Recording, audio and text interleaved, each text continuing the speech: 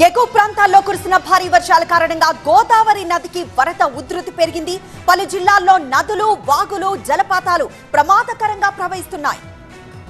ఎగువన కురుస్తున్న వర్షాలతో గోదావరికి భారీగా వరదొస్తోంది. భద్రాచలం వద్ద నీటి మట్టం 38 అడుగులకు చేరగా 7,37,567 క్యూసెక్ల నీటిని దిగువకు విడుదల చేస్తున్నారు.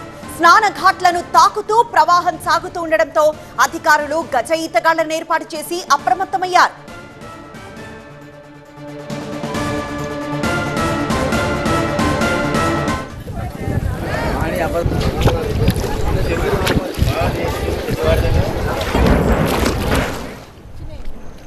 మరోవైపు కోనసీమలోనూ వరద ఉధృతి పెరిగింది. పి కన్నవరం మండలం గంటిపెద్దపూడి వద్ద నదీ పాయగట్టు తెగిపోవడంతో 4 లంక గ్రామాలకు రాకపోకలు నిలిచిపోయాయి. ప్రజలు నాటు పడవలపైనే ప్రయాణాలు సాగిస్తున్నారు. ఎలీనో ప్రభావంతో ఈసారి వరదలు ఆలస్యంగా వచ్చాయి.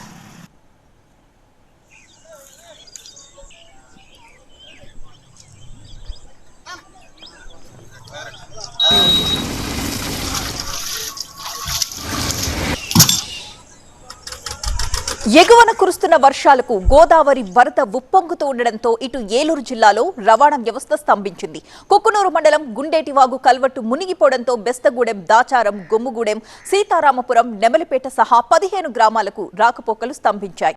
వేలేరుపాడు మండలం ఎద్దువాగు వంతెన నీట మునిగిపోవడంతో మరో 20 గ్రామాలకు బాహ్య ప్రపంచంతో సంబంధాలు తెగిపోయాయి. పోలవరం జిల్లా చింతూరు ఏజెన్సీలో శబరి, గోదావరి నదులకు వరద పెరిగింది. ఒక్క రోజులోనే 10 అడుగులు పెరిగి నీటి మట్టం 30 అడుగులకు చేరింది. అధికారులు లోతట్టు ప్రాంతాల్ని అప్రమత్తం చేశారు.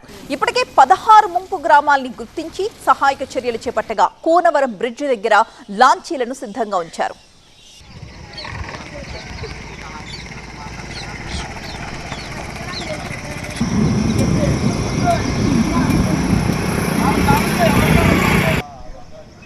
ఎగువ కురుస్తున్న వర్షాలతో కుంటాల, పొచ్చర్ల, ఖండాల జలపాతాలకు వరద పోటెత్తింది. వరద నీరు ప్రమాదకరంగా ప్రవహిస్తోంది. దీంతో జలపాతాల దగ్గర ఆంక్షలు అమలు చేస్తూ పర్యాటకులను నిలిపివేశారు.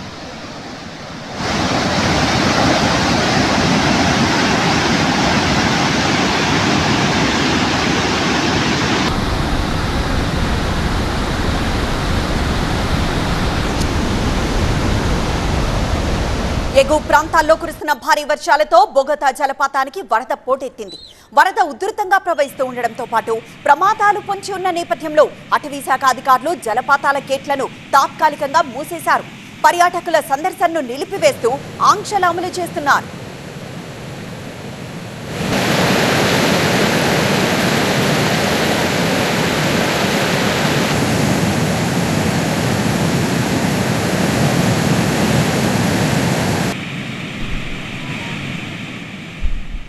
ములుగు జిల్లా వాజేడు మండలం టేకులగూడెం దగ్గర వంతెనపై నుంచి గోదావరి వరద ప్రవహిస్తూ ఉండడంతో రాకపోకలు నిలిచిపోయాయి. టేకులగూడెం, చీకుపల్లి మధ్య నాటు పడవలు ఏర్పాటు చేసి గుమ్మడి దొడ్డి, శ్రీరామ్ నగర్ల మీదుగా నాటు పడవలు తెప్పల సహాయంతో 26 గ్రామాలకు నిత్యావసరాలు సరఫరా చేస్తున్నారు.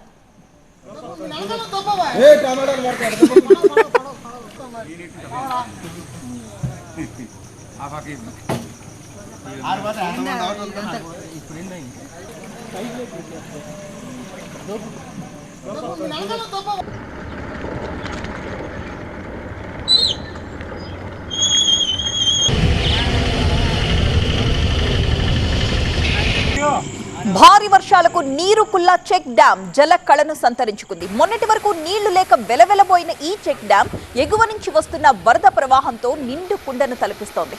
ప్రస్తుతం చెక్ డ్యాం మత్తడి దూకుతుండగా చేపలు పట్టడానికి మత్స్యకారులు, స్థానికులు పెద్ద ఎత్తున అక్కడికి తరలి వస్తున్నారు.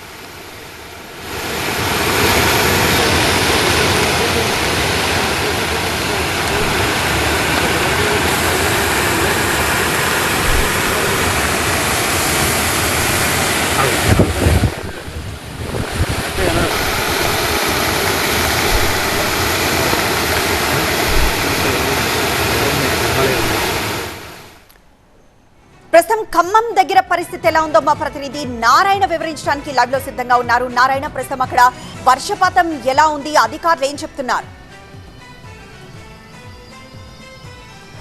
గత 3 రోజులుగా కురుస్తున్నటువంటి భారీ వర్షాలకు ఉమ్మడి ఖమ్మం జిల్లా వ్యాప్తంగా కూడా పెద్ద ఎత్తున వరద వస్తుంది. ముఖ్యంగా గోదావరి పరివాహక ప్రాంతాల్లో ఎగువన కురుస్తున్నటువంటి వర్షాలకు గోదావరికి అంతకు వరద వస్తుంది.